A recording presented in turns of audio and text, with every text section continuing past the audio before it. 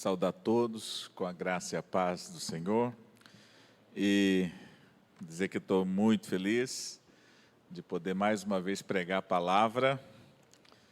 E estamos numa série muito especial, que é a série que a gente está dizendo Viva a Ressurreição.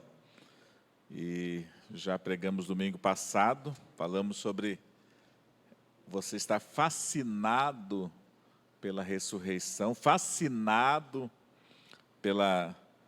por ter um Deus que venceu a morte e todas as implicações que essa ressurreição traz para nós.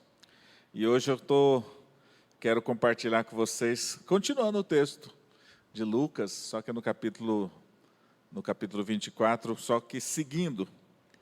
O tema da mensagem de hoje é a ressurreição em nossa rotina. E eu vou ler o texto que se encontra em Lucas capítulo 24, a partir dos versos 13 em diante, até o 35. E diz assim o texto: Nesse mesmo dia, 2 deles seguiam para um povoado chamado Emaús, distante de Jerusalém, 60 estádios. E iam comentando tudo o que havia acontecido. Enquanto comentavam e discutiam, o próprio Jesus se aproximou e começou a acompanhá-los. Mas os olhos deles estavam como que fechados, de modo que não o reconheceram. Então ele lhes perguntou: do que estáis falando pelo caminho? Eles então pararam tristes, e um deles, chamado Cleopas, respondeu: És tu o único visitante em Jerusalém que não soube das coisas que ali aconteceram nesses últimos dias? Ele perguntou: quais? E eles responderam: as que dizem respeito a Jesus, o Nazareno, que foi profeta, poderoso em obras e palavras diante de Deus e de todo o povo. Como os principais sacerdotes e as nossas autoridades o entregaram para ser condenado à morte e o crucificaram. Nós esperávamos que fosse ele o que traria a redenção a Israel. Além disso, já faz 3 dias que essas coisas aconteceram. Também é verdade que algumas mulheres do nosso meio nos encheram de espanto, pois foram de madrugada ao sepulcro dele e, não achando o corpo, voltaram afirmando ter uma visão de anjos que diziam que ele está vivo. Alguns dos que estavam conosco foram ao sepulcro e confirmaram o que as mulheres haviam falado, mas não o viram. Então ele lhes disse: ó tolos, que demorais a crer no coração em tudo que os profetas disseram. Acaso Cristo não tinha de sofrer essas coisas e entrar na sua glória? E começando por Moisés e todos os profetas, explicou-lhes o que constava a seu respeito em todas as Escrituras. Quando se aproximaram do povoado para onde se dirigiam, Jesus fez com que ia seguir adiante. Eles, porém, insistiram: fica conosco, pois já é tarde e o dia já está terminando. Então entrou para ficar com eles. Estando com eles à mesa, Jesus pegou o pão e o abençoou e, partindo, o distribuía. Então os olhos deles foram abertos e o reconheceram, e ele desapareceu diante deles. E disseram uns aos outros: acaso o nosso coração não ardia pelo caminho quando ele nos falava e nos abria as Escrituras? Na mesma hora, levantaram-se, voltaram para Jerusalém e encontraram reunidos os 11 e os que estavam com eles, os quais diziam: é verdade, o Senhor ressuscitou e apareceu a Simão. Então os 2 contaram o que havia acontecido no caminho e como o reconheceram no partir do pão. Essa é o relato da história dos discípulos a caminho de Emaús. Eu creio que, como nós falamos na semana passada, o fascínio que a ressurreição de Jesus trouxe para Maria Madalena e as demais mulheres, em especial Maria Madalena, não foi apenas por causa de um anúncio, não foi apenas por causa de uma informação, mas foi justamente porque elas tiveram um encontro com esse Jesus ressuscitado. Elas não ficaram impactadas porque alguém falou, mas elas tiveram esse encontro. E o segredo para nós vivermos uma vida impactada, fascinada, maravilhada pela ressurreição, é justamente o encontro pessoal com Jesus. Não apenas o ouvir falar, ouvir uma notícia, saber de alguma coisa a esse respeito. Mas o interessante é que esse tempo de notícias, de novidade, nesse domingo tão agitado que foi o domingo da ressurreição, é muito interessante que essa notícia correu. As mulheres são muito boas para passar notícias, informações, e elas foram eficientes. Jesus é muito esperto, né? Ele falou, vou usar mulheres, porque elas vão falar e vão espalhar essa notícia, e elas fizeram esse trabalho de maneira muito eficiente. Tanto é que esses 2 discípulos estão com essa informação. Mas eu acho muito interessante que cada um tem o seu tempo. E a gente deve respeitar o tempo de cada um. Embora eles ouviram sobre essa notícia, sobre essa informação, o texto diz que no mesmo dia, esses 2 discípulos deixam Jerusalém, embora toda essa notícia, todo esse burburinho, toda essa expectativa, toda essa possibilidade, eles desprezam isso aí e voltam para sua casa, voltam para Emaús, um povoado próximo 11 quilômetros de Jerusalém, e eles pegam essa estradinha e vão retornando, e a gente olha e entende que cada um tem o seu tempo e suas limitações, e Jesus sabe disso. Jesus sabe que nós temos, cada um de nós, um tempo para assimilar, um tempo para absorver, um tempo para entender, um tempo para digerir coisas que outros talvez respondam mais rapidamente, outros mais lentamente. Uns têm um coração demora um pouco mais para tomar uma decisão, outros vão rapidinho. Tem gente que tem o coração molinho, mas tem uns que tem o coração um pouco peludo, que a gente fala, né? Um coração mais endurecido. E aí, então, cada um tem o seu processo, cada um tem o seu tempo. E esses 2 estavam no seu tempo. Estavam diante de uma informação, mas eles estavam ainda reticentes com relação a isso. Mas o interessante, que é fascinante em Jesus, é fascinante numa das características lindas de Jesus. Ele entende o nosso tempo e ele vai em direção àqueles que estão vivendo na sua crise, vivendo na sua decepção. E a gente entende que esse texto revela bastante isso. Jesus vai em direção.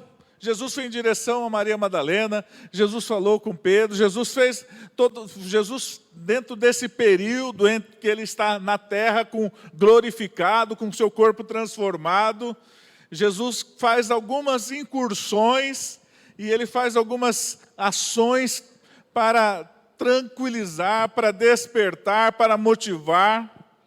E essa é uma realidade, esse texto fala disso.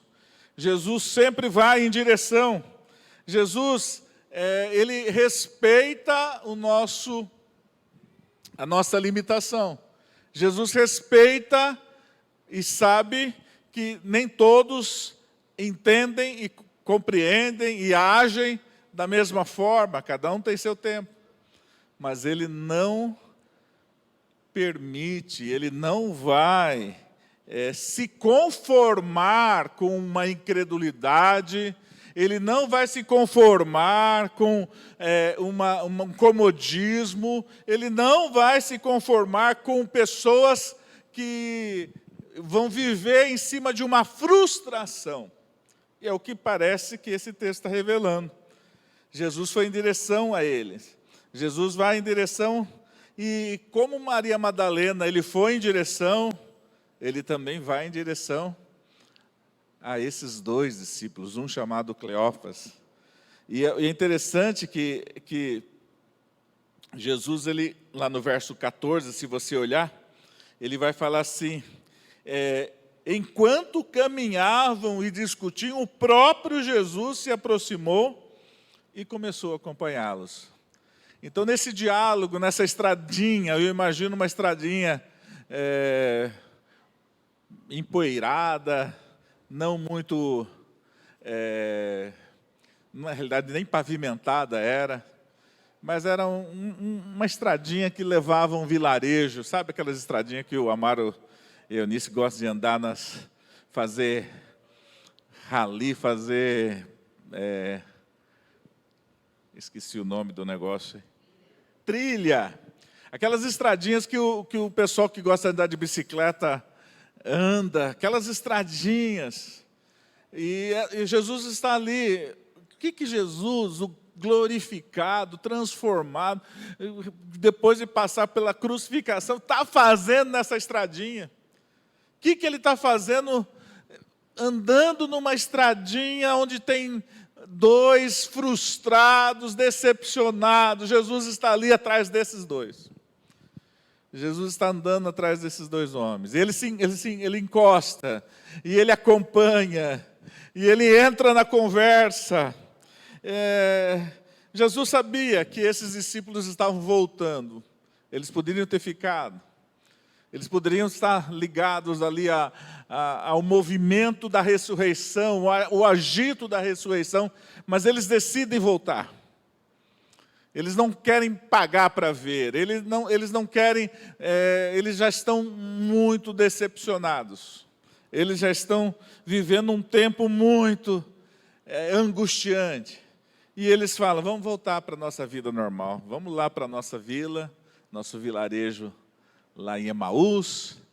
Lá talvez eu tenha uma vendinha, talvez eles tinham uma vendinha, talvez eles tinham uma rocinha para cuidar, talvez eles tinham um negócio, uma mercearia, talvez eles tinham, não sei, eu estou conjecturando com vocês, mas eu fico imaginando, vamos voltar, já deu o que tinha que dar.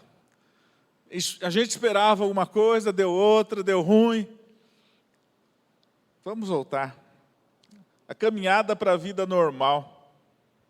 Essa caminhada, como que a ressurreição pode trazer para você uma expectativa ou uma frustração. Como que você está voltando para a sua vida normal depois de ter ouvido uma notícia de que Jesus ressuscitou? Essa é a pergunta talvez para hoje.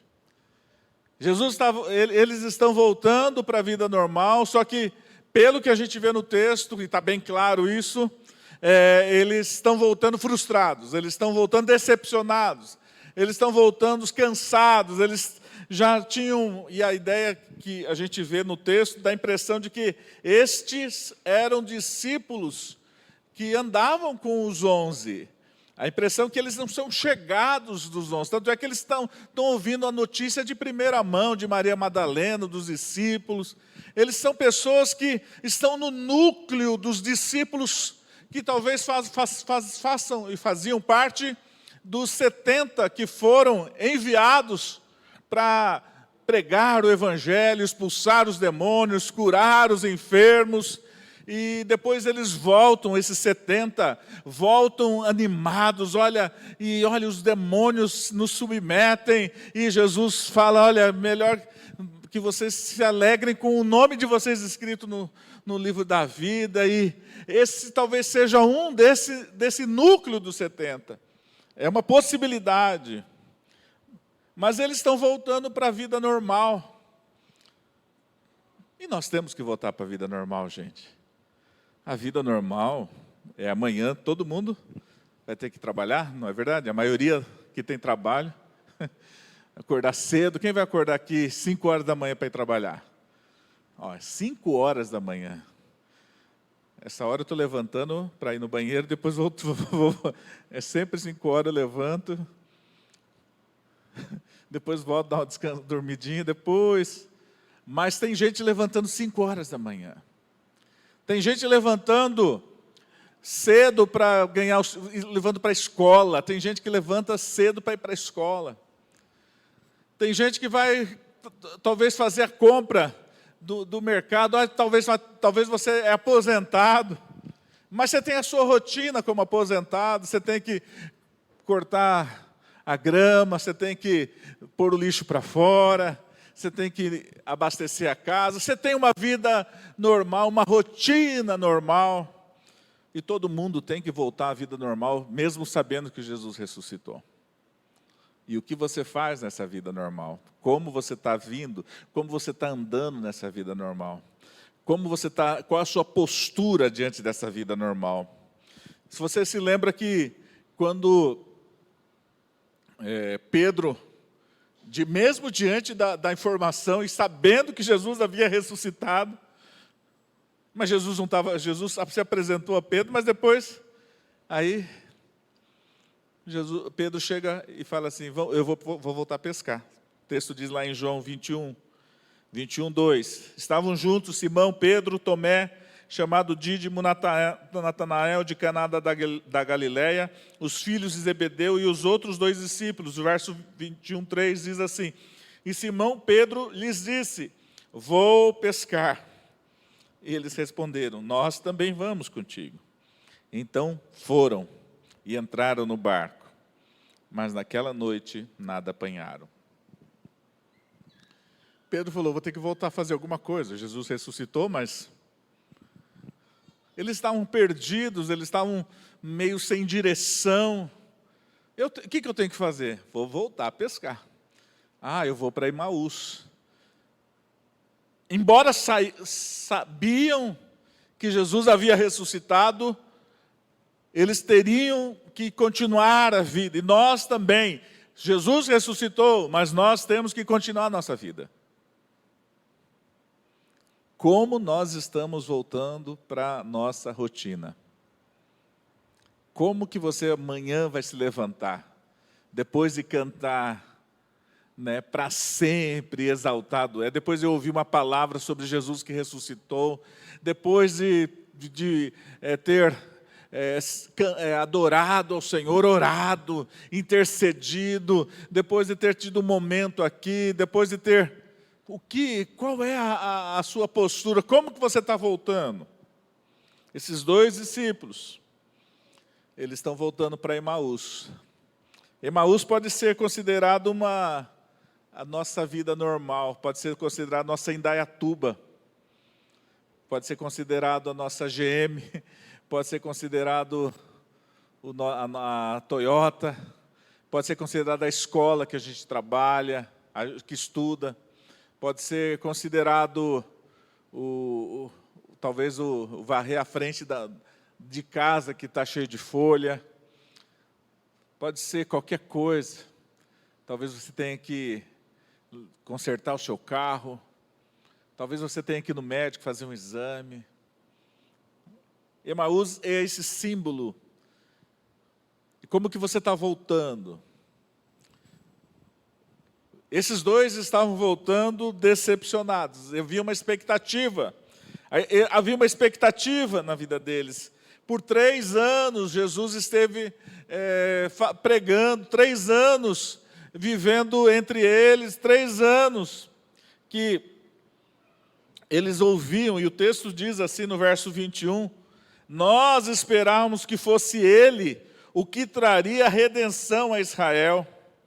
E o verso 19, se você der uma olhadinha, diz assim, ele era profeta, poderoso em obras e palavras diante de Deus e de todo o povo.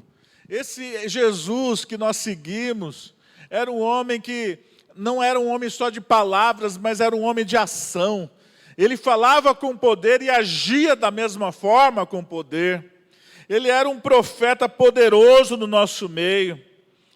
Nós tínhamos uma expectativa de que ele pudesse transformar o povo de Israel, redimir-nos desse cativeiro onde estamos debaixo do governo de Roma. Nós tínhamos uma expectativa, mas tudo foi por água abaixo.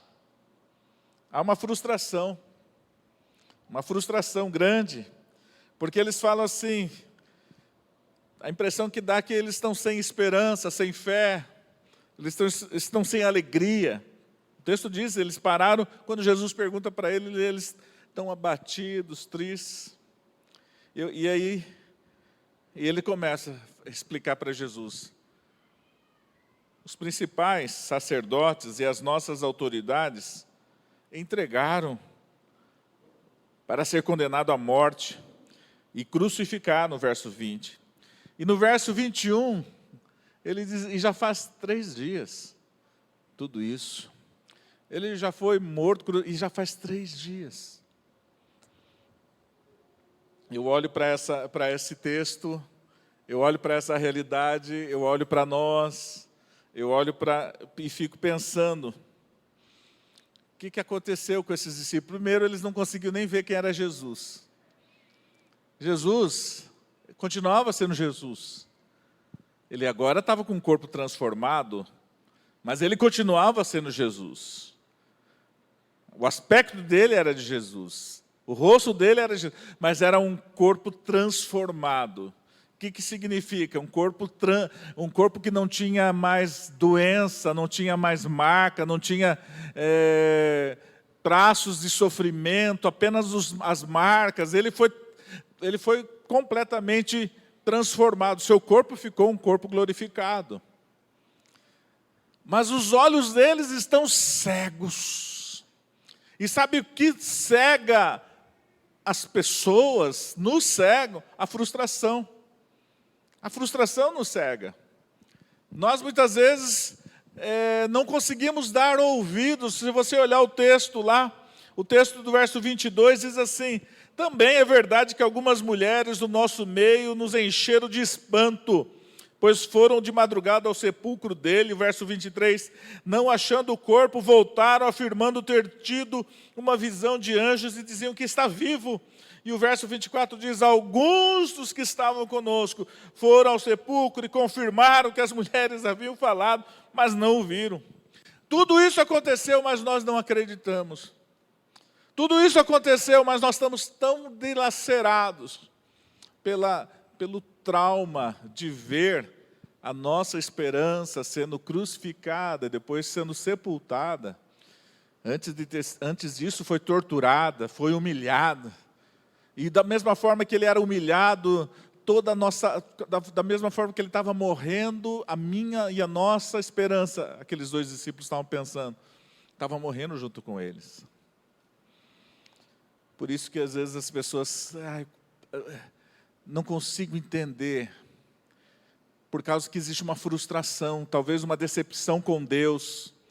Talvez você esteja aqui hoje e não consegue receber a graça de Deus, uma mensagem, porque existe um bloqueio, uma cegueira, um ouvido surdo para as novidades que Deus quer falar para você, porque você tem uma expectativa que não se cumpriu, uma expectativa sobre um Jesus que iria redimir Israel, ou uma expectativa de um Deus que iria curar o seu filho e ele não curou, talvez ele iria dar uma provisão especial para você no momento que isso lhe faltou, talvez você esperava de Jesus algo que não aconteceu e você então, dentro do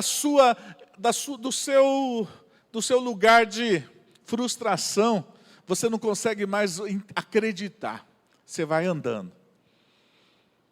Quem está me entendendo? Está entendendo o que eu estou falando? A frustração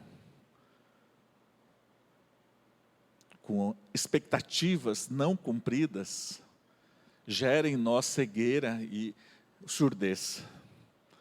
E muitos de nós estamos surdos para o que Deus está falando, cegos para o que Deus está nos mostrando, simplesmente porque não aconteceu do jeito que eu queria.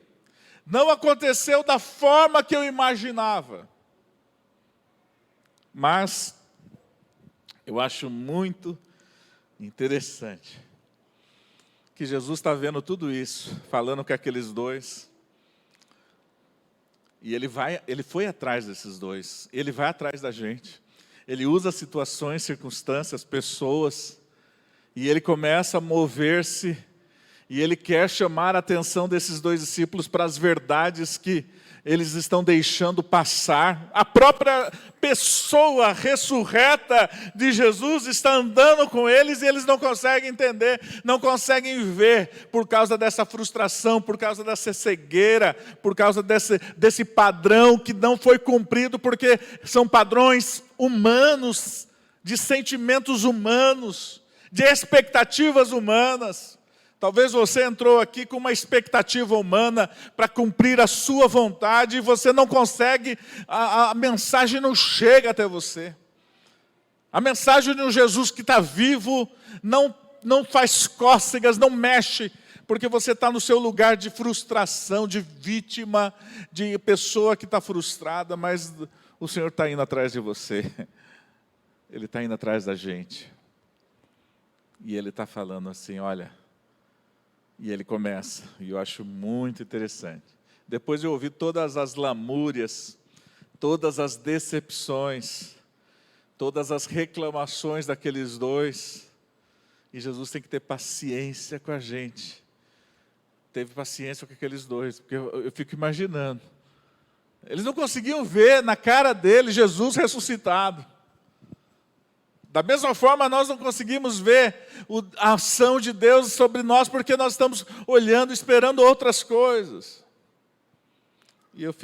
Aí Jesus pega, o texto diz que, ele fala assim no verso 25, então, ele lhes disse, ó tolos, que demorais a crer no coração, em tudo que os profetas disseram. E eu fui pesquisando essa palavra e eu falei, é uma palavra um pouco pesada. E a gente imagina que Jesus é aquele que sempre vai estar indo atrás da pessoa. Ah, coitado, ele está frustrado, eu vou lá, eu vou levantar essa pessoa. Ele tá muito decepcionado. Ah, mas eu vou, e Jesus vai no resgate dessa pessoa. Mas o interessante é que essa palavra, ó tolos, tem um peso. Na tradução da Revista e Atualizada, está dizendo, nécios e tardos de coração. Ao meio da Atualizada, diz assim, insensatos que demoram para crer. E eu fico...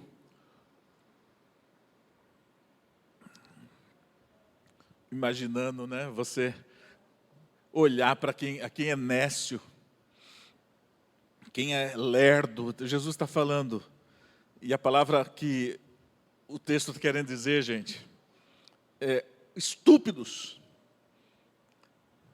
Tolos, nessa tradução, significa, vocês são estúpidos. Ai, Jesus falou isso, ai, não vou embora, Jesus, não, como Jesus me chama de estúpido? Eu não sou estúpido. Tem certeza que você não é estúpido?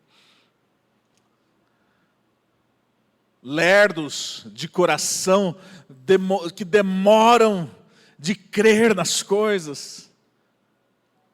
E Jesus, ele vai, anda na estrada empoeirada, ele tem essa jornada, escuta as suas lamúrias, ele vai fazer tudo isso, mas ele não vai deixar você no seu lugar de frustração, ele não vai alisar para que você continue se sentindo vítima, ele vai chacoalhar você e vai falar assim, volta, acorda, desperta, espera aí, eu estou ressuscitado na sua frente e você não consegue me ver, ô idiotas!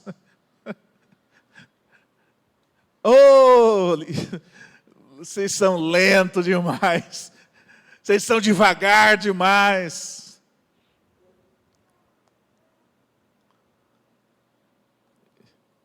E ele começa pelas Escrituras.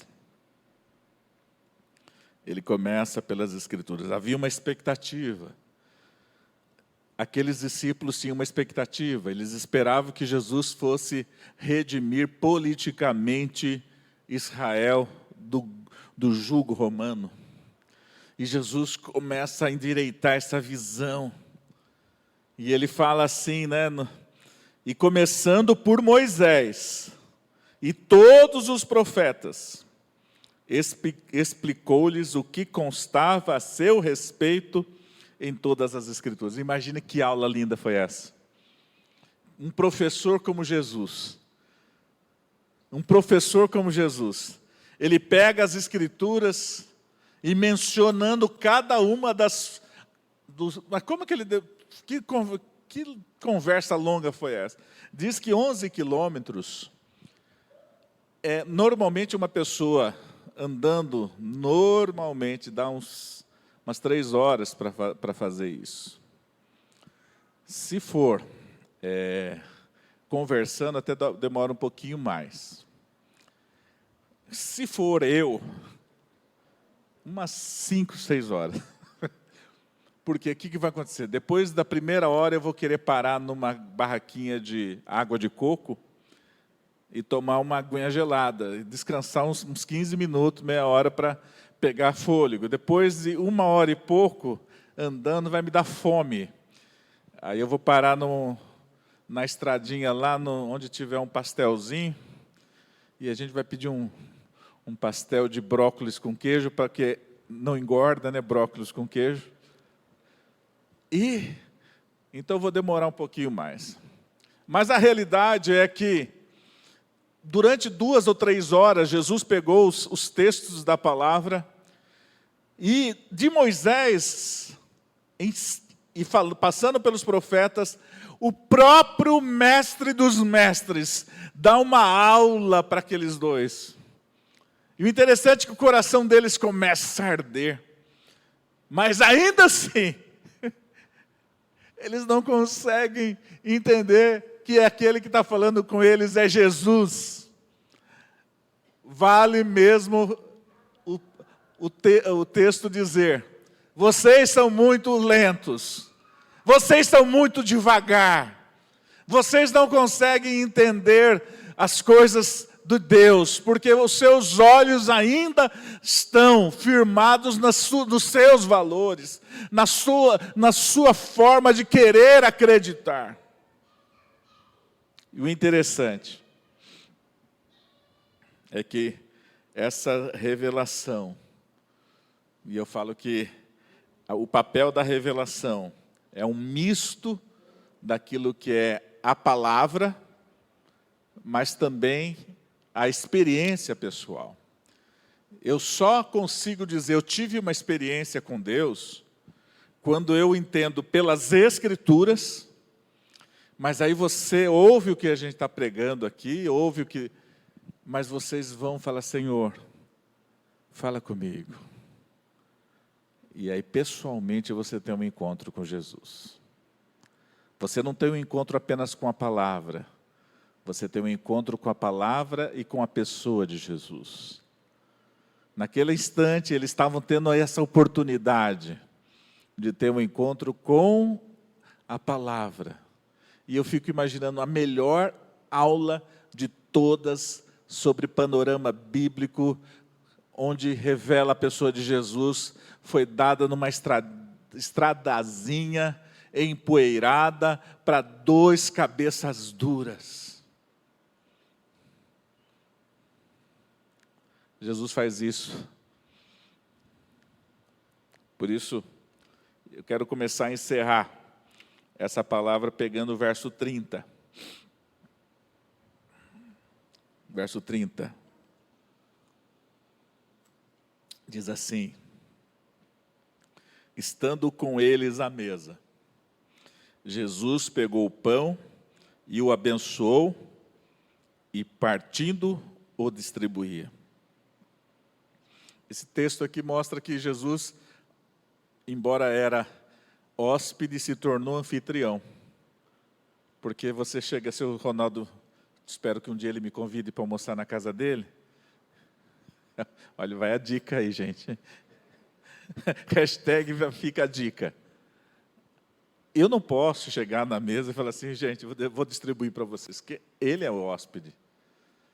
Ele é o anfitrião. Mas Jesus chega na mesa, senta, pega o pão, parte e começa a distribuir. Jesus tinha uma intenção. E o verso 31 diz, então os olhos deles foram abertos e o reconheceram. Essa palavra então, que difícil foi para esses dois entenderem que quem estava andando com eles era Jesus. Que Jesus era quem estava falando com eles, que Jesus era quem estava ensinando a palavra, que aquela notícia que aquelas mulheres falaram era verdade, e que todo o contexto da crucificação já era parte de algo que Jesus já havia dito para eles, e eles não conseguiam entender. Então os olhos deles foram abertos, e o reconheceram. E aí ele desapareceu diante deles. Aí, os dois manés, olham para o outro. Eu acho até meio cômico esse negócio. Acaso o nosso coração não ardia pelo caminho, quando ele nos falava e nos abria as escrituras? Eles perderam a oportunidade, agora já foi embora, Jesus foi embora. Nécios, tolos, insensatos, imbecis, idiotas, não sei o que. Talvez essa palavra sejam pesadas, mas talvez a gente precise ouvir que a gente tem agido com tolice, tem sido idiota, tem sido cabeça dura, porque Deus está tentando revelar coisas para nós, mas nós só não entendemos porque nos mantemos numa posição em que nós não aceitamos outra forma a não ser a nossa. A gente quer que Deus faça desse jeito, a gente quer que Deus haja do meu jeito, e eu me torno cego porque as coisas não acontecem. Os meus caminhos, Jesus diz, são mais elevados do que os seus, e os meus pensamentos, Deus não vai abaixar para cumprir a sua vontade. Ele quer que você suba para entender a vontade dele. Quem está me entendendo? Faz sentido?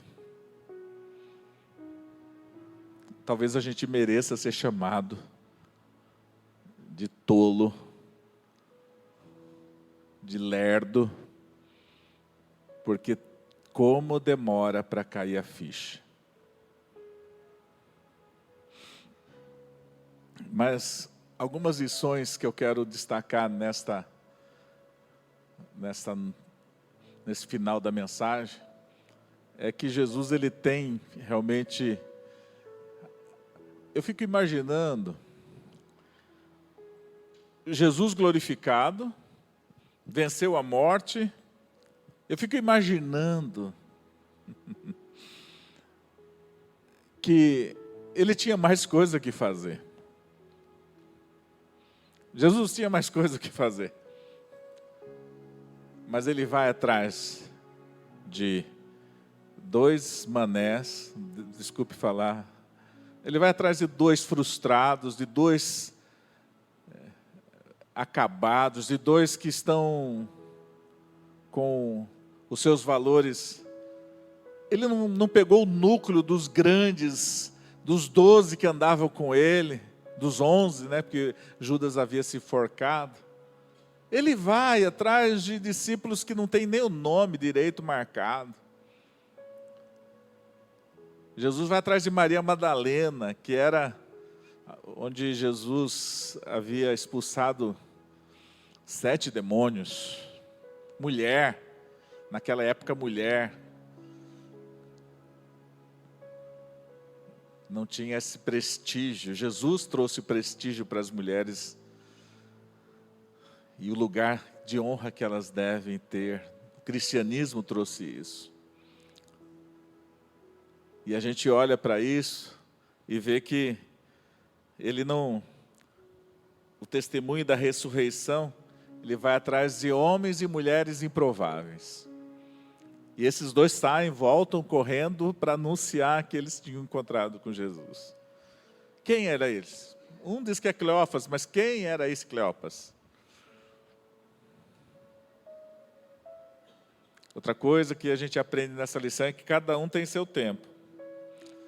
Jesus está atento ao seu tempo, mas não deixará você na sua condição. Ele trará você para a realidade da verdade. Ele não alisará a sua frustração, a sua decepção.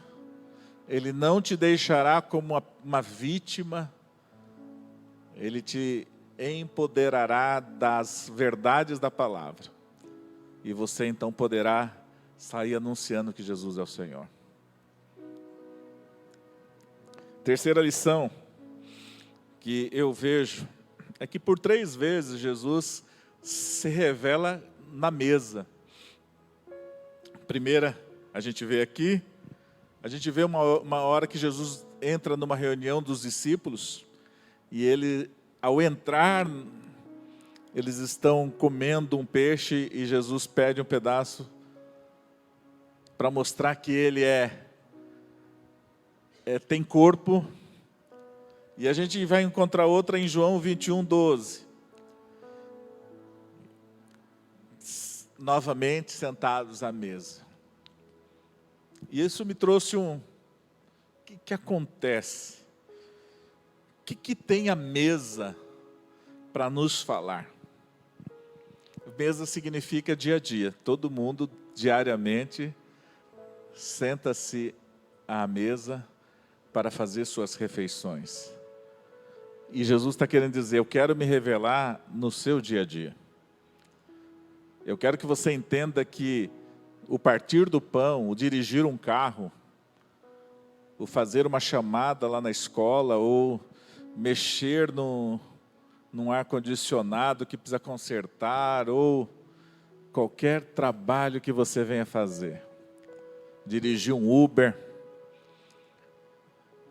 Jesus está dizendo: eu estou na sua rotina, eu estou presente na sua rotina. Na hora que você está pintando lá, Jesus está falando: eu posso estar aqui. Mas o interessante é que na mesa, você pega o pão, e como que é interessante que quando parte o pão, Jesus se revela. Jesus é o pão da vida, Jesus é o pão que desceu do céu, o maná é uma representação de Jesus, e ele se deu por nós, mas para que existisse pão, o trigo teve que morrer. Para que tivesse o suco de uva, a uva precisou ser esmagada. E da mesma forma eu entendo que, assim a vida de Jesus, ao ele partir o pão, ele está dizendo: eu me parti para você, eu me entreguei por você. E a mesa, a gente olha que toda vez que eu como um pão, se eu como um lanche, se eu como um frango, o frango teve que morrer para que eu pudesse me alimentar. O boi teve que morrer para que eu pudesse me alimentar. E ele está dizendo, e aí a revelação vem: eu morri para que vocês pudessem ter vida. Os olhos deles se abrem. Por isso, eu quero dizer que aí faz tudo sentido. Quando você olha para as Escrituras, desde Gênesis, você vai vendo um Deus que se entrega, que se dá, que vai buscar, que se doa e que faz tudo. Pela graça nós somos salvos. Fique de pé, por favor.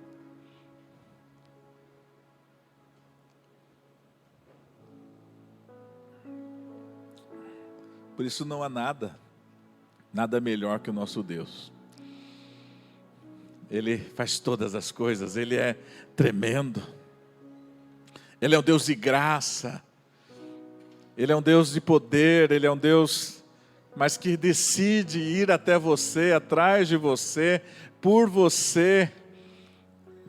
E Ele vai te buscar lá, talvez no galpão da empresa onde você está, na hora que você está sentado ali nas suas dúvidas.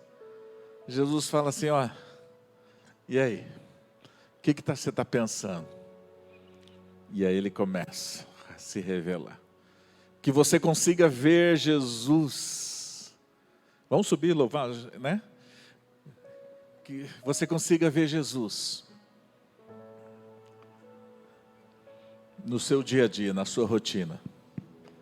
O Jesus que ressuscitou para fazer parte do seu dia a dia, da sua rotina. Traga Ele, entenda que Ele é que faz isso. Vamos louvar.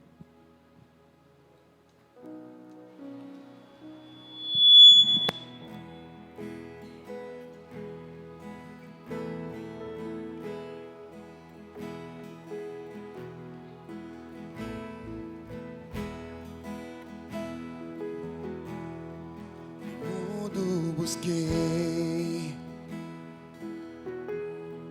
mas não preencheu-me. Canções tão vazias, tesouros que um dia se consumarão. Então você veio e me trouxe pra perto. Todo desejo é satisfeito em seu amor. Não há nada melhor, não há nada melhor, não há nada melhor que meu Deus.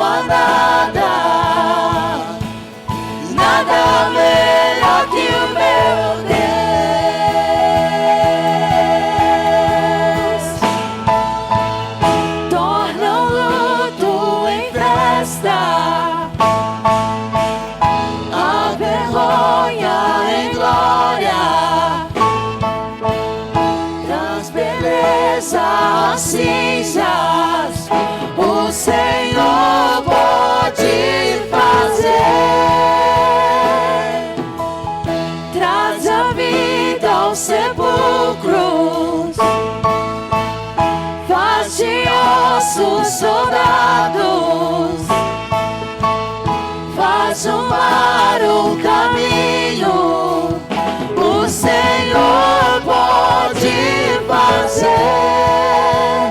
só o Senhor pode fazer,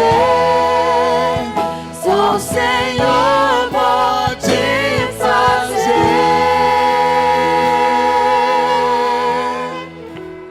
Aleluia. Ó Deus, nós cremos que o Senhor pode. Vai nos buscar aonde estamos, Senhor, e nos revela a Tua graça, a Tua bondade. Senhor, que o Senhor nos tire dessa lentidão de entender as Tuas coisas. Traz um coração mais crente, um coração mais maleável, um coração mais disposto, um coração, ó Deus amado, ligado, Senhor, nas Escrituras. Ensina-nos a descobrir o Senhor em cada dia, em cada detalhe. Ó Deus, amanhã, quando nós nos levantarmos, Senhor. Ó Deus, quando nós formos almoçar. Ó Deus amado, em qualquer momento, quando passarmos por uma consulta, Senhor. Ensina-nos a entender que o Senhor está conosco. E que a Tua vida dirige a nossa rotina. A Tua vida faz sentido na nossa rotina, Senhor. Pai amado, eu oro para que esta igreja seja avivada pela realidade, ó Deus amado, de viver dia a dia a realidade da Sua ressurreição. Pai amado, que seja uma semana abençoada para cada um. Ó Deus, que a memória dessa mensagem, desse texto e de outros que o Senhor quer falar com eles, que os encontros das células, Senhor, que essa rotina das células, a rotina dos encontros, a rotina da família, ó Deus amado, o Senhor esteja partindo o pão, esteja se revelando, Pai. Pai amado, eu quero Te agradecer por essa igreja. E que a graça de nosso Senhor e Salvador Jesus Cristo, o amor de Deus Pai, a comunhão e a consolação do doce Espírito, esteja com todos, hoje e sempre. Amém. Amém? Então, após essa palavra, em nome de Jesus, dê um abraço no teu irmão.